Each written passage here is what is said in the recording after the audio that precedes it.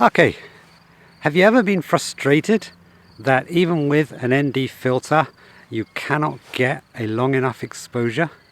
Well, in this video I am going to show you how you can increase your exposure time using a simple little trick.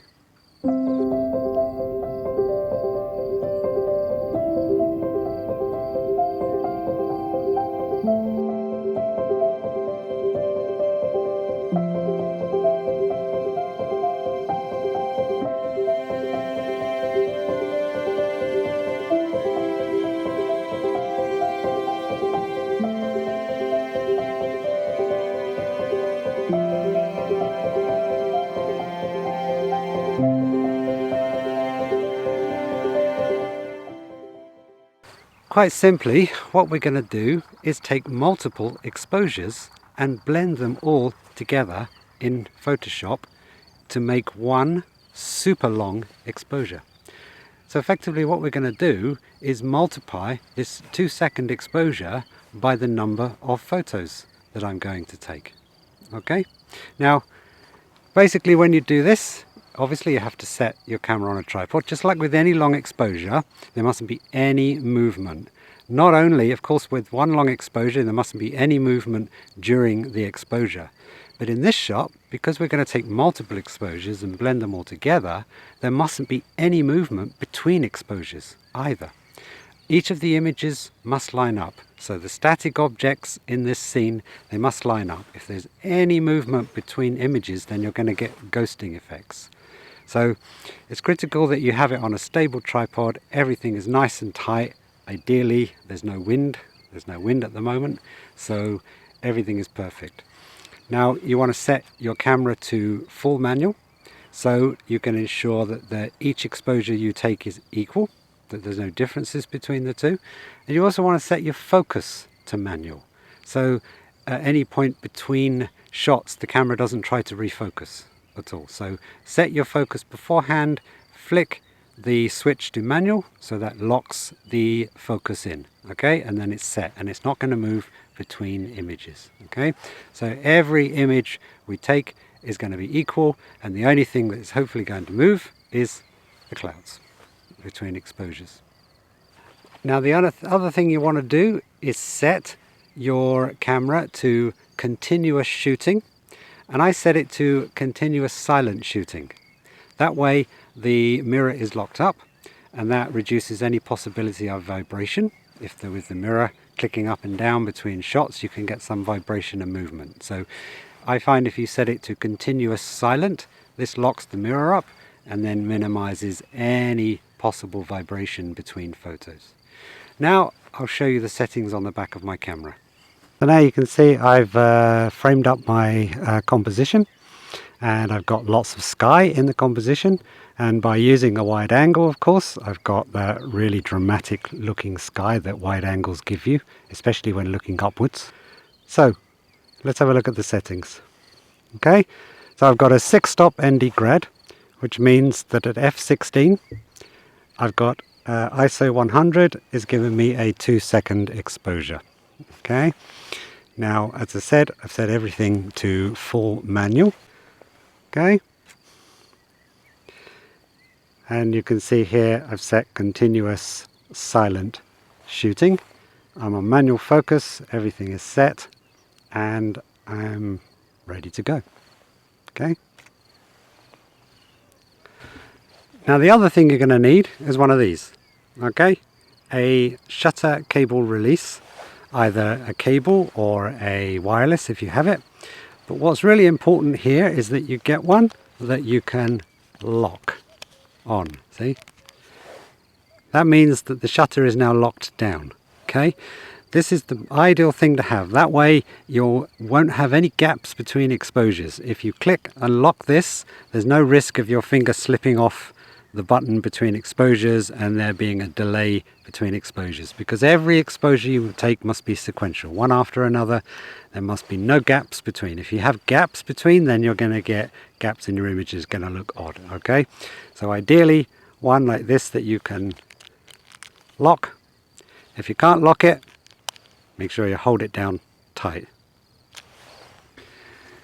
Now I just want to wait for the right moment. When I get some nice contrasty cloud move in, then I'll start taking my photos. Now, as I said, you're going to take the photos sequentially and one after another. The problem is that some cameras, well, all cameras, have a buffer, and you may reach a point where your buffer fills up and it won't take another picture until the buffer clears a bit, and then this is going to cause a gap between. So basically what you're going to have to do, you can shoot as many pictures as you want, or you can shoot as many pictures as you can and watch it. Once it reaches that buffer lockout and it stops, then switch off and stop there. Do not try to carry on, because then you're just going to get a big gap. So in most cases, if you're using, depending on the length of the exposure, if the exposure is very short, so you're getting very fast exposures, then it's going to fill up much more quickly.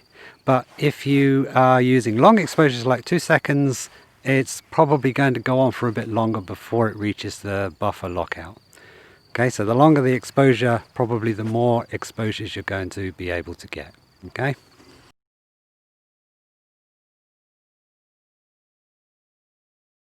Okay, so here we go.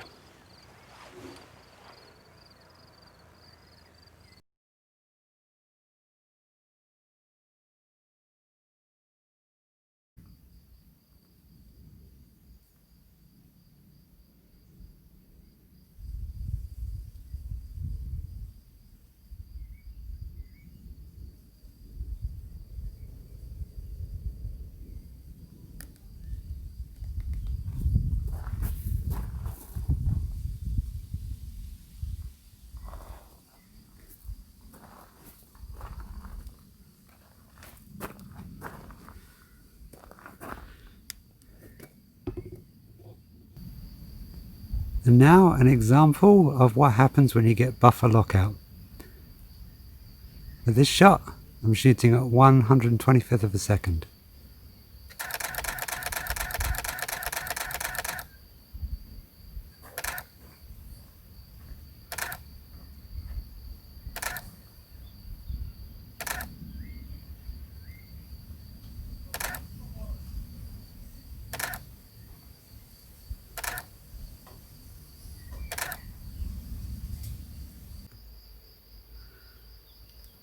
Now I've put a 6-stop ND filter on, and now I'm getting about 0.4 second exposure. And now I'll be able to shoot more exposures because the buffer won't fill up so quickly.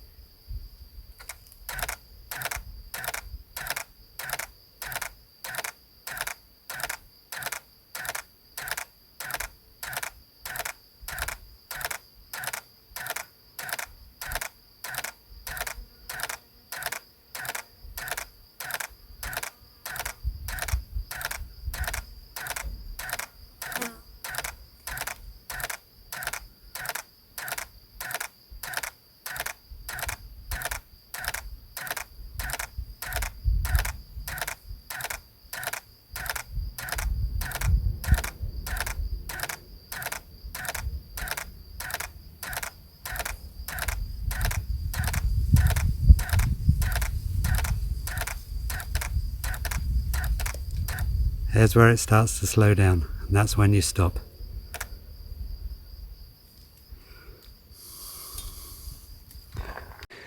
Now, of course, how many you can shoot is going to depend on your camera, how fast your camera's write speed is, and of course the cards that you're using and everything like that. So the better the camera, the faster the camera, the more of these you're going to be able to take. And as I said, the longer the shutter, the longer the exposure time, because if you've got a longer exposure, then there's time while it's taking the exposure to process the previous image, so it gives it time for that buffer to clear in order to take on the next picture. Okay, so when you're doing this with faster shutter speeds, then you'll probably find that your buffer might fill up more quickly, as I said.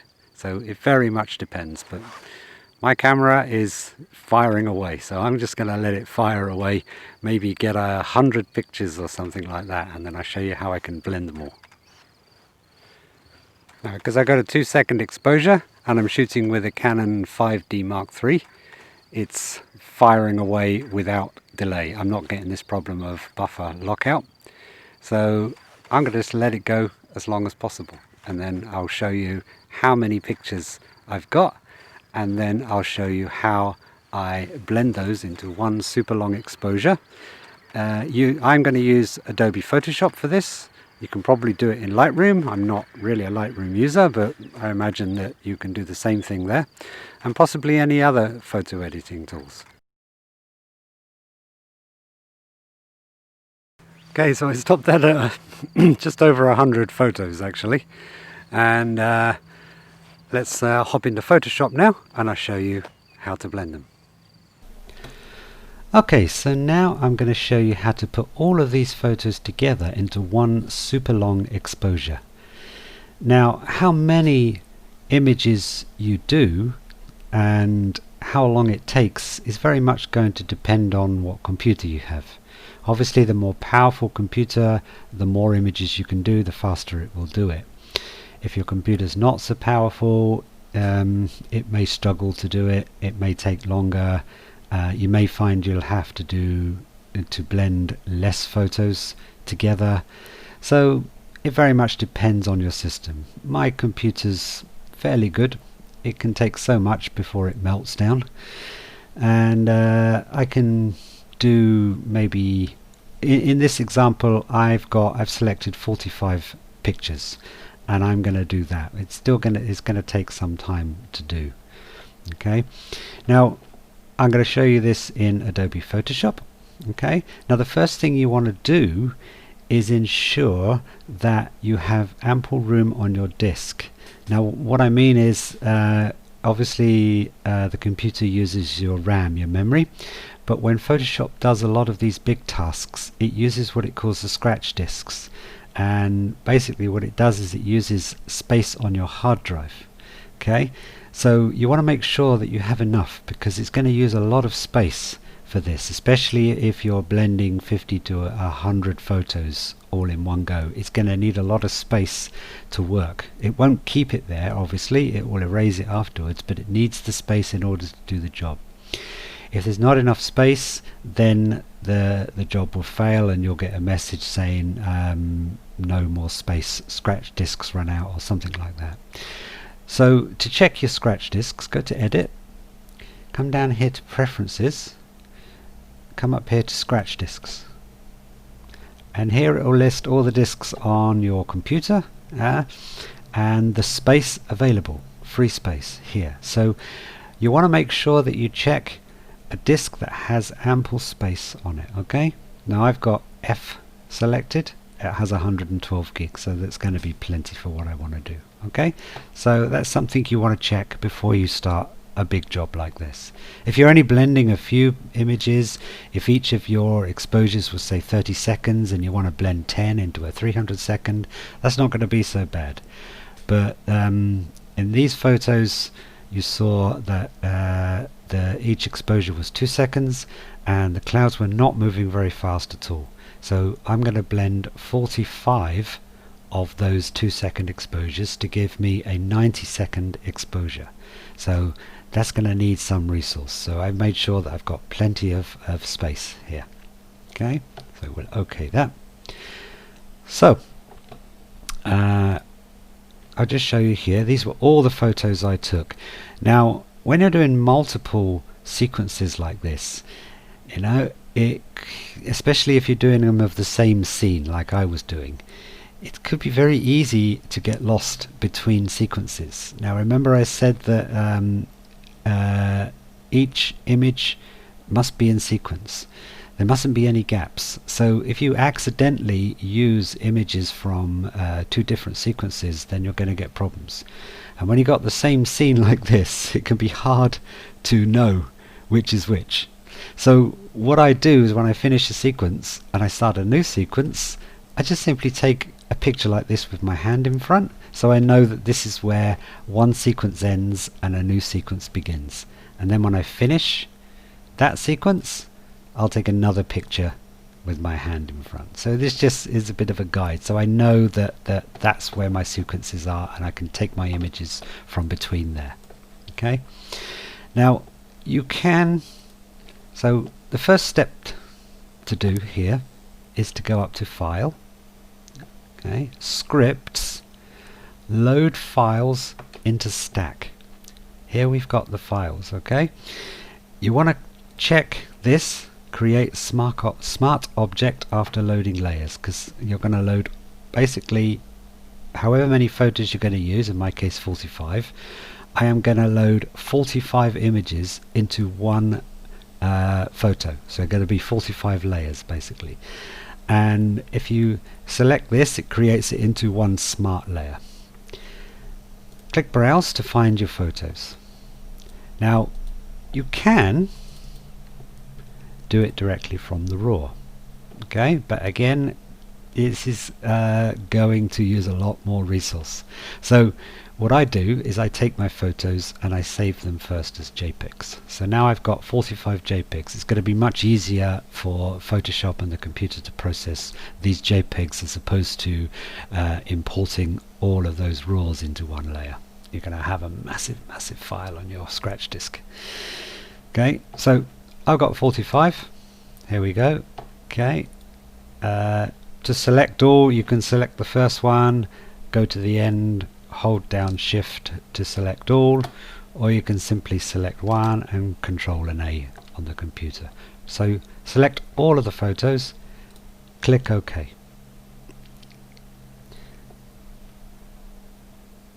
Okay, now here we are. Here are all the photos here. Now if I click OK, I'm going to load all of these photos. It's going to start loading now into one smart layer here. There you go. And it's going to take a while. Okay, so I'm off down the pub.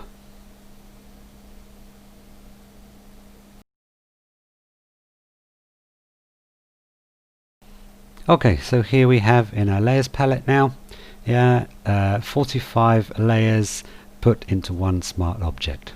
Okay, so the next step is simply this. We go up to Layer here, come down to Smart Objects, and over to Stack Mode, and we want to select here Mean, because we want to get an average between all of the layers. Select Mean, and now watch as it does its magic.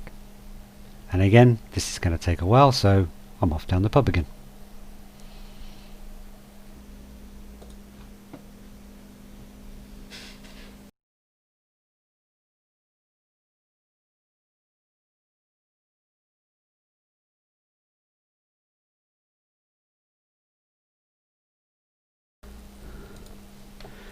So there you have it, one 90-second exposure. Now you can see we've got the streakiness in the clouds. So just like any other photo, you can finish it off in Photoshop. Now what you can do here, because you've got so many layers, if you're not going to do anything more with the layers, or you don't need the smart object anymore, you can simply go up to Layer, flatten the image into one. That's all done. And then from here you can go, what I'm going to do here is rotate the image because this is not quite straight. There we go. Let me do it a bit more maybe. No, that looks good. And then I'll go to wrong one. Canvas size, just to get rid of those edges. There we go. Then I'll do a tweak of the highlights to bring out the detail in that sky. There we go. See how the highlights really brings out the contrast and detail in the sky. And that's that. And I can save it. Save it as JPEG. We'll call it long 3.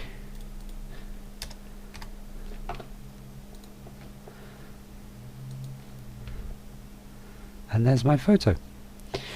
Now, of course, if you really want to do lots more editing afterwards, then it's probably best to either take the raws and create a 16-bit so you can really work on it, but or edit all of your images together in raw.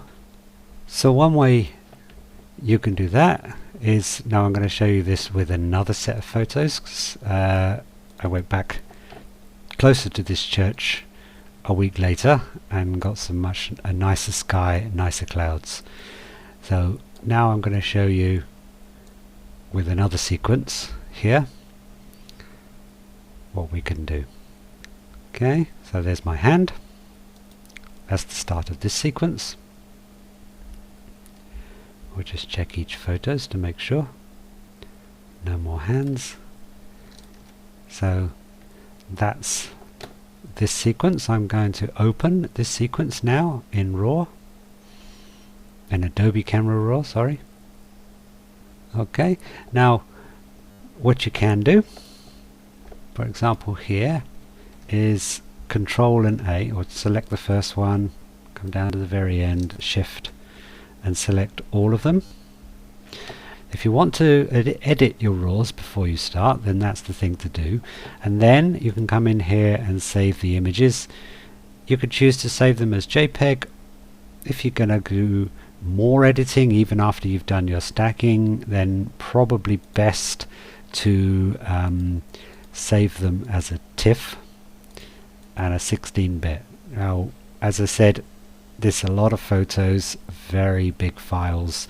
Your computer is you're going to need a pretty good computer for this, and you may find it takes a lot of time. But if that's what you want to do, then by all means do it. Okay, so you can do that.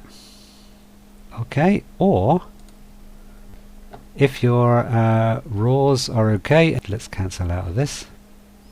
You can just simply, so we go back to scripts, here, load files into stack, browse, okay, is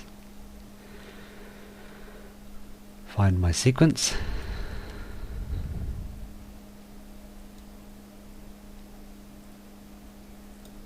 there we go,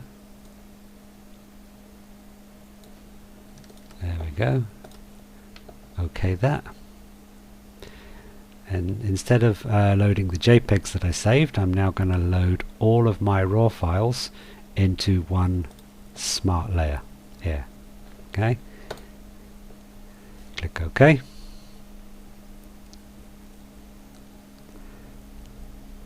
And this is going to take even longer. Well, if I go down the pub again, my wife will kill me. As the saying goes, here's one I prepared earlier. So this one was stacked from 79 RAW files. And as you can imagine, it took a long time. But this is the result. Okay? Okay, so there you go. Hope you found it useful, and give it a go yourself. As you can see, basically you can multiply the exposure by the number of frames that you take, or more importantly, the number of frames that you use, because you don't have to use them all. You may find you have too many, for example, so you can play around with a different set of images as long as they're all within the same sequence, and you can multiply your exposure by that factor. So if I use 100 photos, for example, then at a 2-second exposure, then I've got the equivalent of a 200-second exposure. Okay, so thanks for watching. Hope you enjoyed this. Check out my other videos, and if you haven't already, I would be very grateful if you subscribe to my channel. Give this video a thumbs up if you enjoyed it, and catch you later.